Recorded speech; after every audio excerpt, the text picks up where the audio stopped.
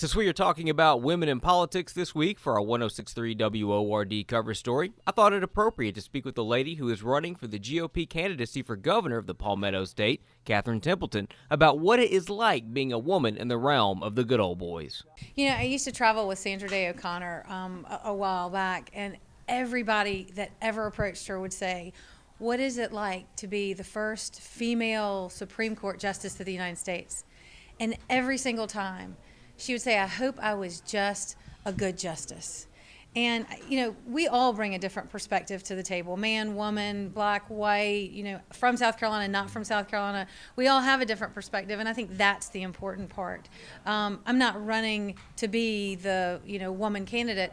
I'm running to be a good governor who also happens to be a woman. And I think that's the important mark. Is just perspective is important.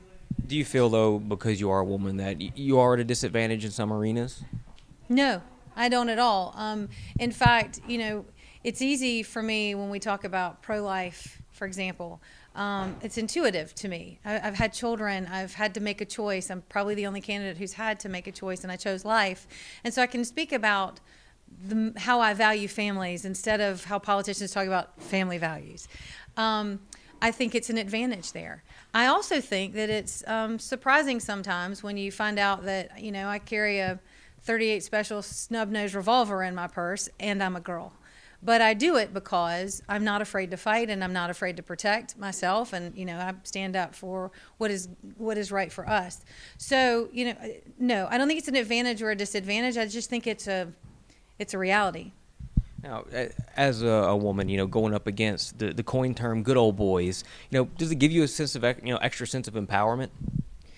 I tell you what gives me an extra sense of empowerment is that I'm not part of that corrupt cabal down there, and it's almost a righteous indignation that someone who's not a part of that group take on what is costing us money, what is hurting our future. It's all this self-dealing, and I get to go up there and bust it up because it's sort of like throwing the stone from the glass house. I don't have to worry about that. There are a lot of people, our present governor has the Quinns on his payroll for 30 years or 20 years or a decade. You could ask him, and I'm not sure you can do much about corruption when you're sitting in the middle of it.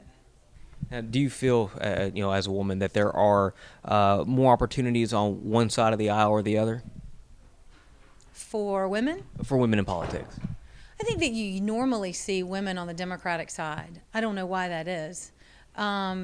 It's unfortunate. I mean, there should be enough perspective from everyone to actually represent the people of South Carolina.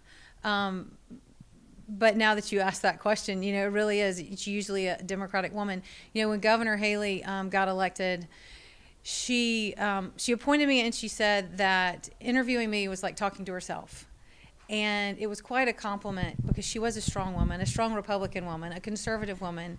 And I don't know why there aren't more of us out there. I think there are. I think probably most conservative women are smart enough not to, get involved in all this mess.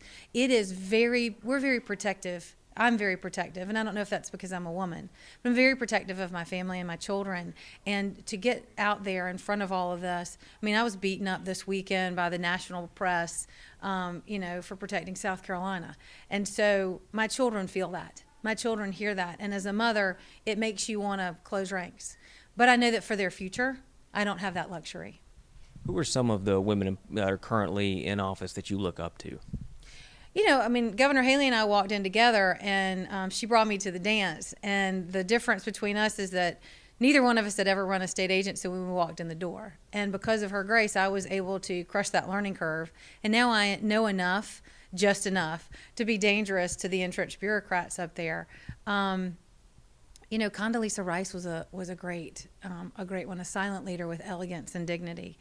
There are a number of women that are probably at the state level now because there's not a national Republican bench of women, but we need to fix that. I'm not fixing it. I'm not going anywhere, but I will support the women up there who are fighting for our nation. Last question. What advice would you give to any female that's looking to get into politics? I will give them the same advice that Governor Haley gave me. When they are throwing things at you and they're calling names and they are trying to tear you down, just don't hear it. Just run your race, go forward, and remember why you're doing it.